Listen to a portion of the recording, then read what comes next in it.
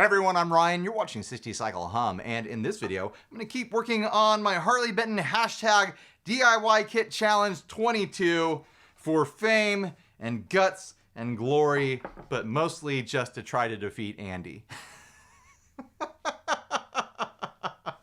So anyways, in the previous video, I assembled the entire thing as it's normally supposed to be assembled, with the body, with its neck, with its stock pick guard, with the bag of parts that I have here, and I took it all apart so I can do my own thing.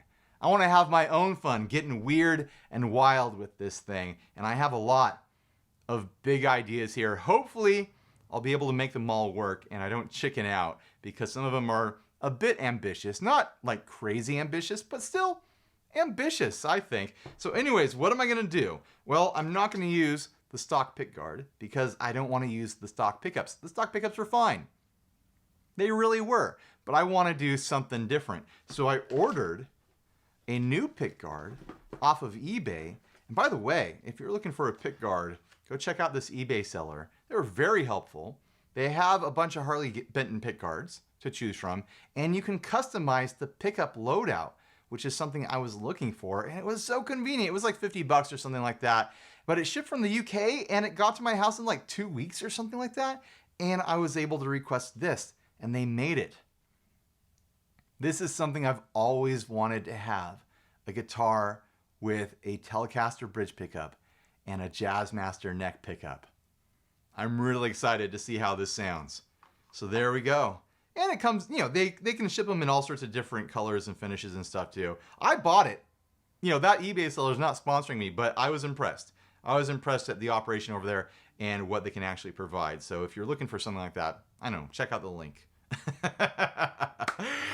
Also, when I had the idea to do this pickup combination, I decided to hit up Seymour Duncan, because we'd been chatting a little bit. They've been like, hey, if you ever need anything, let us know. Well, now I need something, so I let them know. And I told them, hey, I want to do this Telecaster bridge pickup neck Jazzmaster sort of thing. And they're like, well, tell us what models you want. And I said, surprise me. Which in hindsight was a really ballsy thing to do.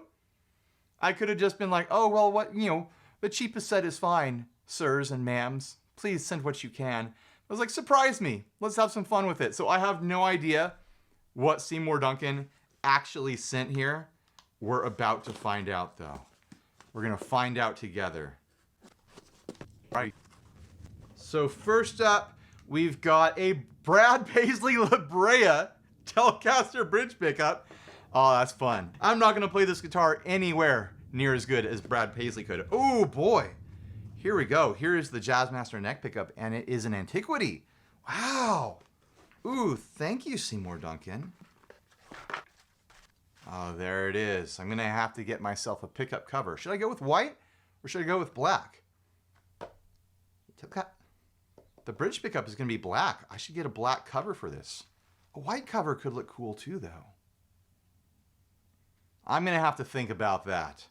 There's some aesthetic options that I could attack in that direction. But wow.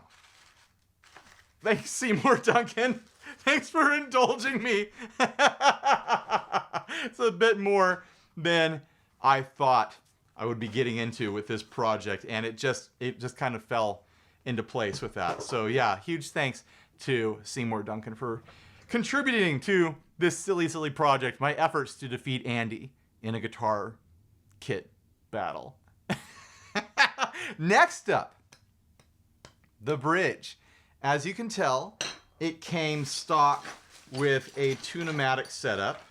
Here's the original stop bar and the original bridge. This fine hardware. There's nothing wrong with this hardware, but you know me. You know I want a wiggle stick. You already saw me doing this down here. You probably know what I'm going to go for here, what I'm going to do. I'm going to try to install a Mustang vibrato. This is a cheap plate off of like a $20 Mustang vibrato I got off of Amazon. And I was like, you know what? I don't like some of the details with this. I'm going to buy the real deal. So I bought a Fender one too, and this was like 65 bucks, I think. I'm throwing all kinds of parts and money into this $80 kit guitar. But some of you are probably thinking, Ryan, will that actually work? And that's the question I asked myself many times. And I decided just to buy the parts, to size it up, to see what it would look like. And this is going to shock you. It's the exact correct post spacing to take a Mustang vibrato. I just have to route out the slots in here for the springs. I have a router. I can make that happen. I could do it really sloppy with a drill and a Dremel or something like that too, but I have a router. It's going to be sloppy because I don't have a template. I did recently take my Jazzmaster, not my Jazzmaster, my Jag Stang in to get refinished by a local guy. And when I had it apart, I very like Indiana Jones style did a crown etching of the route for the Mustang vibrato. So I'm going to cut this out with a razor and size it up perfectly and line it up and kind of draw out where I need to route. I think I can do this, guys. I'm pretty confident that I can do this, but it's not going to accept a stock Mustang bridge. That is the biggest problem with this design here, with this concept I'm cooking up. And it's all because the string spacing across a Mustang bridge is wider than across the stock Tune-o-matic bridge. And, you know, I'm not changing the width of the neck and things like that. I don't want the strings to be hanging off the edges. So I've got to use something that uses Tune-o-matic string spacing. So I've got a couple options here. I'm not totally sure which one I'm going to go with. The easiest for me to install would be this Graphtec bridge that I've had in a drawer for way too long. And I'm kind of excited to try it. So I might start off with this. But I also ordered, on a bunch of people's recommendations, this roller bridge from StewMac. Again, I've thrown so much money into this project just because it's fun. I'm having fun. I'm enjoying this. This is a fun project for me and you guys get to watch. I ordered this bridge from StewMac that's a roller bridge and it looks very handsome. The problem is it uses different posts than the original bridge. And I'm pretty close to certain, yeah, it's not going to be compatible at all with the stock posts. They're a different size. So for me to install this into the guitar, I'd have to dowel these holes and then re-drill them to fit these posts. Where with this, I could just throw it in. Something to think about. I could always save this for a different project. It looks very attractive. I am planning on putting a Goldo Duesenberg style less trim on that Yamaha that I have. That's back there behind me right now. Maybe I'll save this bridge for that project and just see how this works out. Maybe it won't be incredibly tuning stable with that wacky wild Mustang vibrato, but you never know. It's got those Graphtec saddles on there. It might be nice and smooth. I'm going to stay open to it.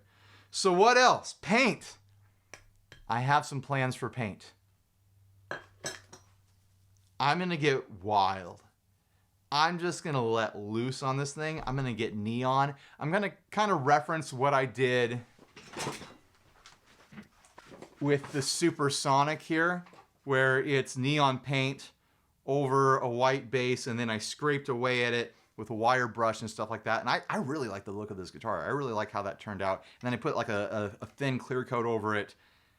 I'm going to go this direction, but more colors, maybe more textures, maybe different textures. Maybe I'm going to tape out patterns and do gradients and stuff like that. I want to get wild. I just want it to be over the top crazy and maybe incorporating some sort of like the faux relicing sort of thing that I did on this. I just want to have fun. I just want to have fun, guys. So buckle up. Unless I have something big and important to say throughout the rest of this video, I think it's all just going to be time-lapse until I get to the very end. But man, I'm excited. Are you guys excited? Is this a good video? I think it's going to be a good video. All right, here we go, guys.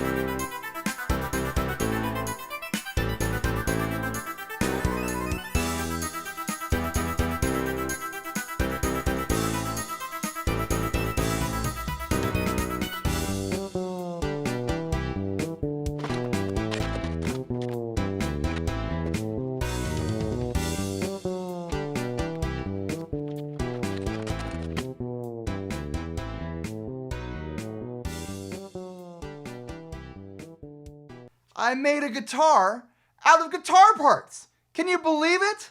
When has anyone ever done that before? I've pulled off the impossible. We're used to seeing people make guitars out of, like colored pencils and resin, or crayons and resin, or noodles and resin, or jawbreakers and resin. But to think that you could just make a guitar out of guitar parts, it sounds impossible. I've proven that it can be done though. So anyways, let's talk about what I went through putting this thing together, making it happen. There were some twists and turns. You saw in the time lapse there were some mistakes and corrections I had to make. So let's get started on all that, and then I'll show off what the pickups sound like and tell you how it plays and things like that. Let's talk about the hardware first. The bridge hardware, the vibrato, and whatnot. I went on a bit of an adventure, a stressful adventure, figuring out the bridge and the vibrato situation. I assumed I was just going to be able to drop this on top of the post holes for the bridge and it would all line up. But what I forgot is that tunumatics are usually installed with a little bit of an angle. So when I screwed this down on top of the route that I had done, the whole thing was crooked and didn't line up with the pick guard. And I'm looking at it like, why does this look wrong? And then I realized if I leave it that way, the strings are going to have a diagonal break angle out of the saddles to the vibrato. And that's not going to lead to tuning stability. It couldn't. That would be a problem. So I had to re-dowel and re-drill, and I made a mistake. I drilled poorly, so then I had to drill and dowel and glue again, and then very carefully re-drill. And I sat there with a Dremel and really fine tooth, picked away at wood to get the hole the way I needed it to be, to get it to line up just right. And then I started to look at the bridge hardware that I was planning on using. I was planning on using either this Graphtec bridge, which I'm sure would have been great, or this, what is it called? StewMac roller bridge here, which I'm sure would have been great as well. But then I took some measurements. I had been assuming that the string spacing on a Fender style bridge, on a Mustang style bridge, et cetera, was going to be mismatched. But I took some measurements with my little calipers here, and I figured out it's not that big of a deal. It's not that different. I measured some necks around here in the string spacing, and I was like, it's gonna be fine. So then I decided to try and use this really cheap Jazzmaster Mustang style bridge here, and I started out with this after the final assembly, and it was just rattling. I was gonna need to do a full intonation setup on it, and I had this thought, I've got a mastery bridge in a drawer that I scalped off of a Squier Jazzmaster that I bought years ago. And then I sold that Jazzmaster, but kept the hardware because that was the plan all along. So I threw the mastery in there, and it's perfect. It's honestly really, really great. So I've got a lot of expensive hardware thrown at this thing. Of course, I mentioned the pickups already. Seymour Duncan, huge thanks for contributing those. But then I actually decided to go with the full-blown Fender Mustang vibrato here because the cheap one had some issues that I did not like. The biggest issue was the posts that it came with that hold up the cigar tailpiece here. They came stripped, which means they were non-adjustable out of the packaging. Don't buy the $20 Mustang vibratos off of Amazon. I'm going to say that because it's not worth it. You need to be able to adjust the height of that cigar wiggle stick vibrato element down there. And I've made a bunch of adjustments since installing this. So yeah, totally don't buy the cheap one. Just get the Fender one. Just do it. I know it's a lot more expensive, but it's worth it. I did a modification that I did on my Jag Stang as well. You can see I have a little thumb screw here, which allows me to tighten down on the bar and easily remove it and put it back in and tighten it down. I shove a little piece of plastic from a cutting board that I have in there and crank it down, and it allows me to move it up and down. Instead of locking metal to metal, it's metal to plastic to metal, allowing it to slide around really glossy smooth. So I did the same thing here, but I found a nicer screw than that, you know, like window lock tightening thumb screw. I found, what does the bag say? A knurled head screw, 10-32 x 1/2 inch stainless steel, and it just looks a lot more attractive. It could be shorter. I think 1/2 inch is too long for this. I could trim it with a grinder or something like that. I might do that eventually, but it would be better to just find something that is shorter stock to get that length down a little bit. So I'll do some measurements and find another one. These are not expensive. This was like $1.50 at Home Depot. What else did I do? I cut that headstock shape. What do you think about that? I think it's fun. It was my first time ever cutting a headstock shape. And, you know, I had a few hiccups there. It was hard to get the jigsaw down in this little cut right here. So I started using a hand saw, a little, what are those called? A coping saw to get in there and slowly cut away at it. And then I used a rasp to grind away at it and shape it the way I wanted it to be. It's not perfect. There's a little bit of an angle right here that you can see at various angles where it's not totally flat. I don't know if you can see that in the shot, but in person it's a little bit more obvious. But I like the shape. I think it's fun. It's kind of like a nod at the old Yamaha Samurai headstock shapes, and that's what I was going for. It's a little bit bigger than that, a little bit more cartoony than that, but come on. That's clearly what I was going for here. Let's talk about the paint process. I am not anywhere near a professional refinisher.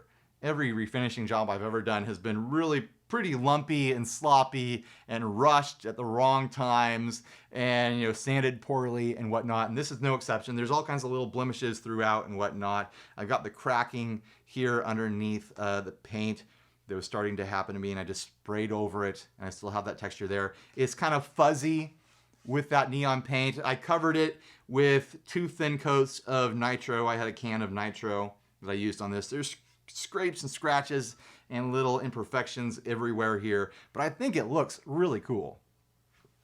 My first attempt at painting it, I was trying to do this gradient thing, going from orange to pink, and then the stripes were going to go neon yellow to orange. So neon yellow would have been over orange, and orange would have been over pink up here. But the problem I ran into is I got a lot of that cracking in the finish in various places.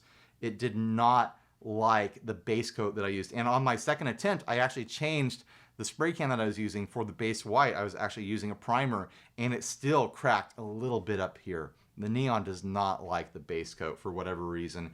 But yeah, I ditched the gradient idea because I hated the way the yellow looked on top of the orange. It started to turn kind of like gross, greenish brown, like baby poop yellow, mustard yellow sort of thing. And I wanted it to pop like a Lisa Frank like binder or something like that. I wanted it just bright neon yellow going into oranges and pinks and stuff like that. And it just wasn't giving me that. So I kind of gave up on that concept, unfortunately. I'm sure if I had sprayed, you know, a white undercoat, that yellow would have popped a lot better, but then maybe I would have run into other issues, and I had already run out of time. I wanted to publish this video this week. I wanted to get it done because, you know, NAMM is happening and I've got a lot of other stuff to do.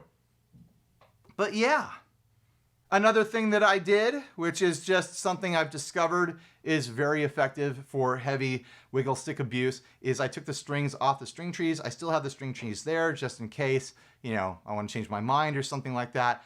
But the moment I did that, it bought me a lot of tuning stability with the vibrato use, which shouldn't be a surprise because I've been discovering that on all types of guitars.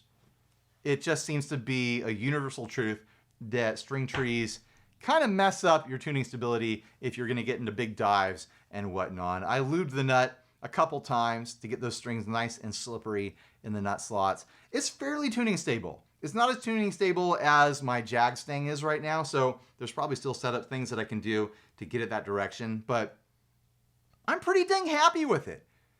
It honestly plays way better than I thought an $80 kit guitar would.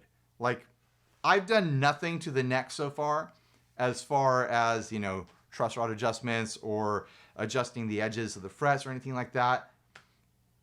And it's already a fun player. There are things I can do. I can soften up the edges of the frets just a little bit. The top edge on them is a little bit sharp to my taste, so I could just round them a little bit to give them a little bit more of a ball end on there. But it's totally playable. It's totally fine. I always think about it when I'm like sitting here feeling the frets with my hand, and then I realize when I'm actually playing, I'm wrapping my hand over the frets, so it really doesn't make that huge of a difference, but it is nice to feel a fretboard that's got really nice, smooth, luxurious frets. What else? Is there anything else I need to cover here? Future upgrades, things I still want to change. I would like to add a little slider switch right up here, which means I'm going to have to remove wood to do that and cut into the pickguard to do that. Just a little kind of like Jazzmaster style slider here to give myself a series parallel option with these pickups. They sound great as they are, but it would be really fun to have them in series. Or is it series that turns it into a humbucker? I think it is. So I want to have that option just to have a big beefy sound that I can get out of this versus the very twangy and surfy sounds that it does right now. I really like this pickup combination. It's a lot of fun, especially for how I play and the sounds that I like to chase. Another thing I want to change is the tuners. It's an $80 kit, and the tuners are definitely a weak point in the kit. They hold tune just fine. They're firm once you get them in tune, but they do that thing where if you tune up a little bit too far, then you have to tune back. All of a sudden you have all this dead space, and like 30% of the tuner is just trying to find, friction with the gear again. And it's just frustrating. It's annoying. So I think I have a set of Godos around here or something like that I'll throw into this thing next time I have the strings off. It would be fun to throw like some traditional Fender style split top tuners in there. I'm a big fan of split top tuners, so I might do that. But other than that, I'm really happy with it. I'm really impressed with how it turned out. I love this combination of a Mustang vibrato, a Telecaster bridge pickup, a Jazzmaster neck pickup. It's got a lot of fun things going on. It's a combination of 3 different guitars. Fender, look out. I'm paranormaling more than you are these days. I like the combination of the cream plastics over the white pickguard. I think that cream color connects with the color of the headstock very nicely and gives a nice visual balance that I appreciate. Is there anything else? I don't think there's anything else. Let's plug it in. I want to show you what it sounds like.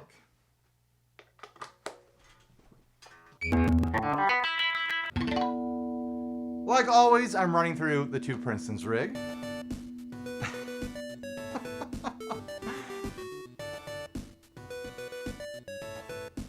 A little bit more. I'll give you a little bit more of the 2 Princetons. All right, that's good. Here is the bridge pickup. This is the Brad Paisley La Brea. It has Alnico 4 magnets in it and an output of 7.44K. And this is what it sounds like.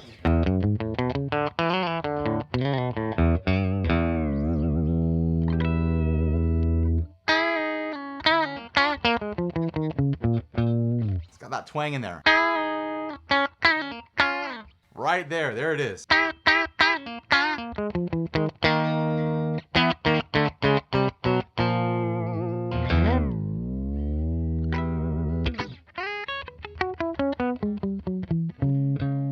Let's hear some reverb from the Milkman f-stop.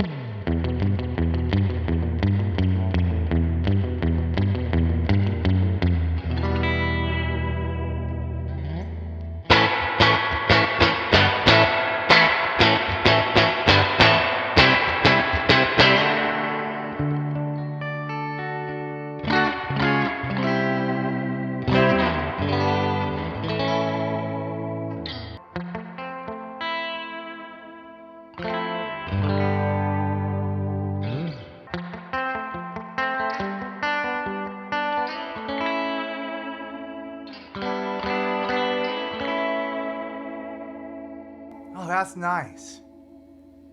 I've always suspected that a Telecaster bridge pickup could be a really excellent surf guitar pickup. but you only see them in Telecasters. I mean, you don't only, but you commonly see them in Telecasters. I've been having a blast with this pickup, paired with this vibrato, paired with the neck pickup as well. Let's try it with a little bit of dirt. I'll turn off that reverb. We've got the Wampler, oops. We've got the Wampler bell down here.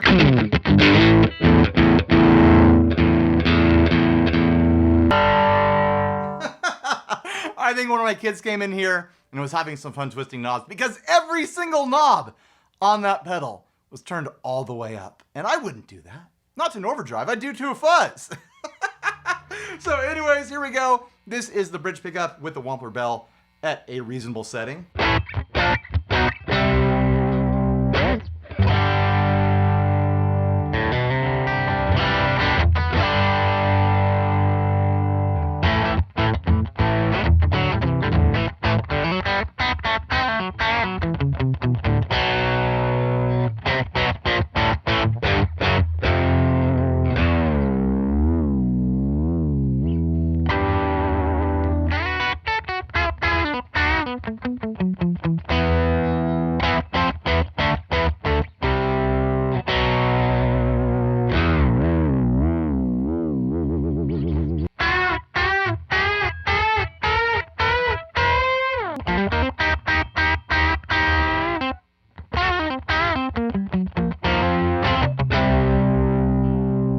It's bright, it's clear, it's cutting, it's exactly what you expect out of a Telecaster pickup with some overdrive on it. Let's switch to the neck pickup now. Here is the clean on that bridge for comparison. So far still in tune. Here is the neck pickup.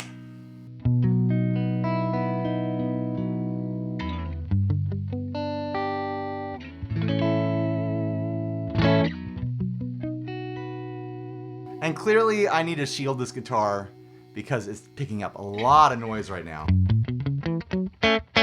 Across both pickups. A little bit more on the neck pickup.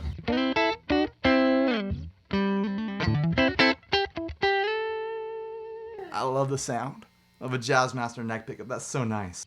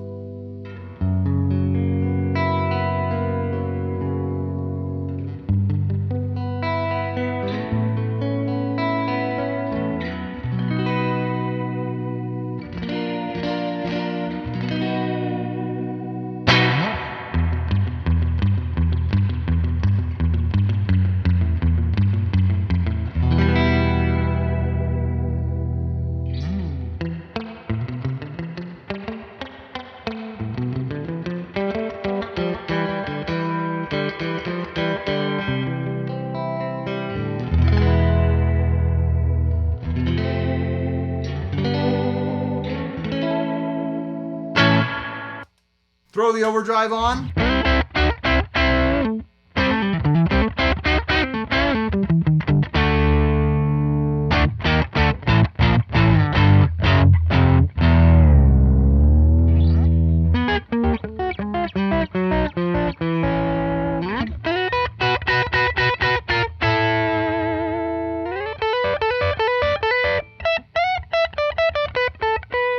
I'm just noodling.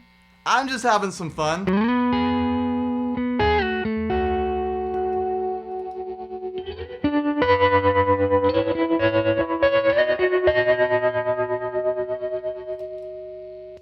On to the middle setting, which is humbucking.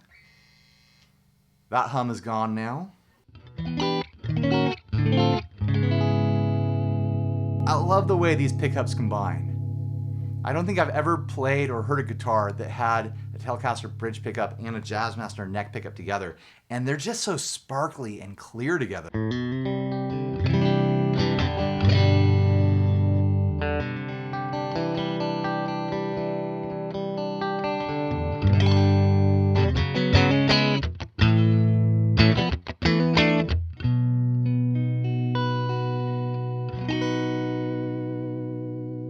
Yeah.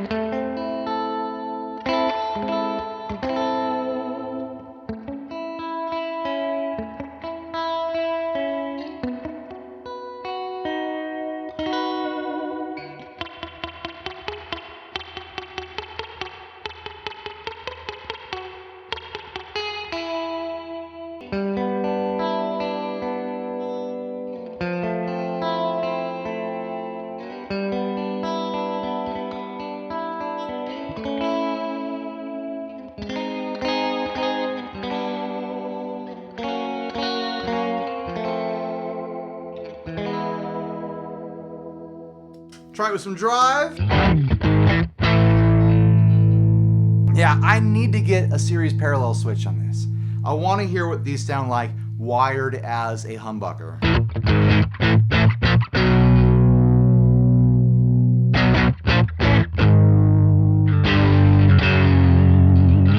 I suppose I could do a push-pull, but I think aesthetically I'd really love to have the little slider switch right there.